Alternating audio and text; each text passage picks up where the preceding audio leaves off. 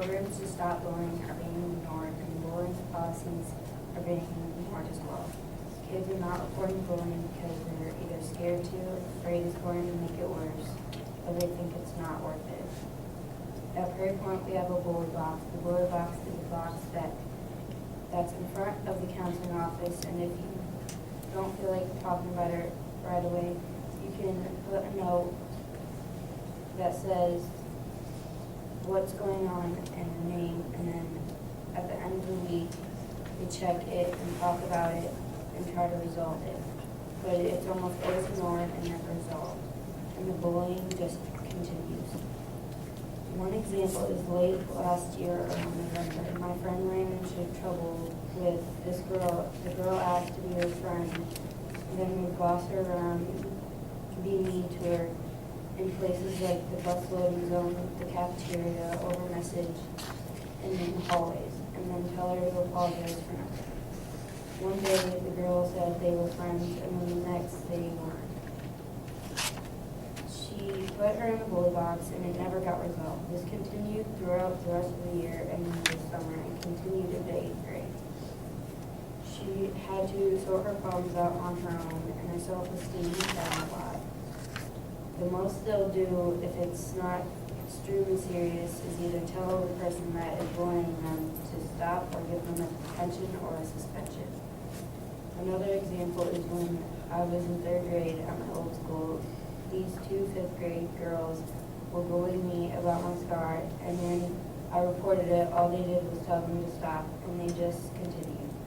Finally, when my parents got involved, the principal suspended them for 3 days, and they left me alone after that. Even though it stopped, it shouldn't have taken that to make it stop.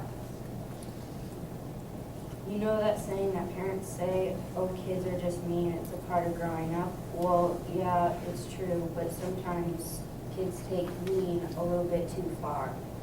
When I first told my parents about 2 girls that were bullying me, they said that, and I felt like they just didn't care, but I didn't give up. I kept telling them, and finally they listened and told me what to do, and finally took care of it.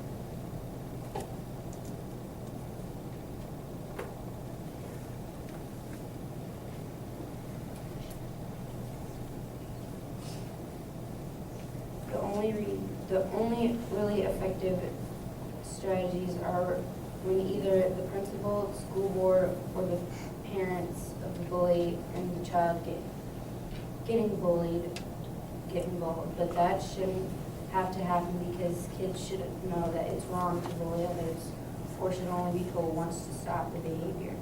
So obviously these strategies are not working, and we need to do something about it because kids are being hurt, and we are just sitting around and thinking that these strategies are working when really they're not.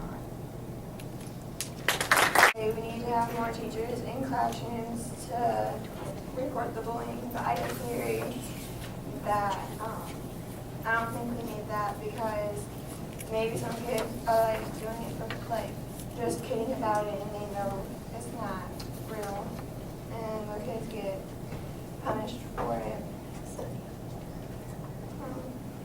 So I think it isn't necessary to have teachers to watch students. Therefore, what we choose to do about bullying is okay.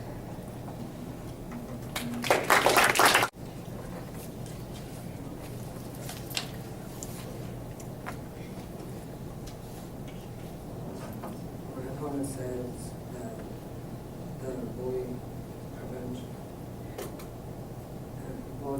programs don't work, but I disagree because at Prairie Point we use, at Prairie we use Thankfully Speak, and it has been working to stop bullying.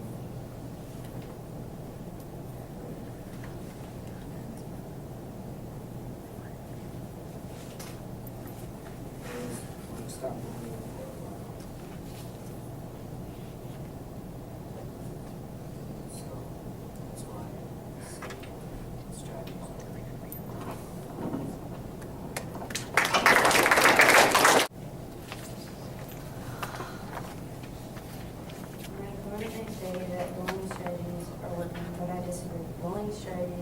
not working because even with these strategies, bullying still happens every day and over half of it goes unnoticed.